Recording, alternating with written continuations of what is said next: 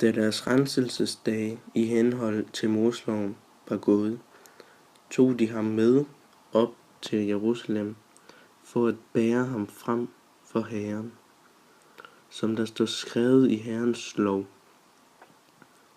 Alt det første af mandkøn, der kommer ud af moderliv, skal helliges Herren, for at bringe offer, sådan som det er foreskrevet i Herrens lov. Et par tulleduer eller 2 dueunger. I Jerusalem var der en mand ved navn Simeon. Han var retfærdig og from og ventede Israels trøst. Helligånden var over ham, og den havde åbenbart for ham, at han ikke skulle se døden, før han havde set Herrens salvede.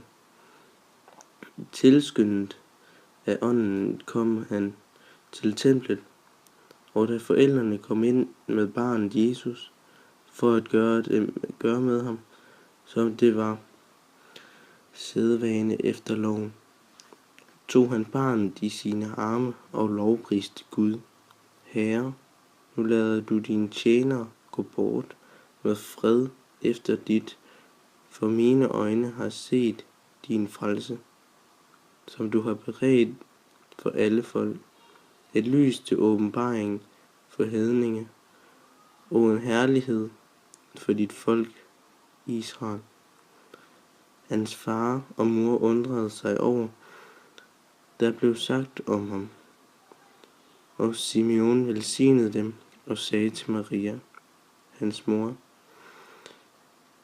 Se, dette barn er bestemt til fald og oprejsning for mange i Israel, og til at være et tegn, som modsiges. Ja, også din egen sjæl skal et svært gennemtrænge for mange hjerter. Tanker kan komme for en dag. Der var også en profetinde ved navn Anna, en datter af Fanuel af Ashers stamme. Hun var højt oppe i årene. Som ung jomfru var hun blevet gift og havde levet 7 år med sin mand. Og hun var nu en enke på 84. Hun forlod aldrig templet, men tjente Gud nat og dag med faste og bøn.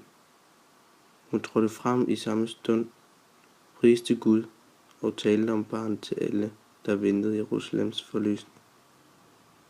Og da de havde udført overensstemmelse med Herrens lov, vendte de tilbage til Galilea, til deres egen by Nazaret, og drengen voksede op, blev stærk og fyldt med visdom, og Guds nåde var over ham.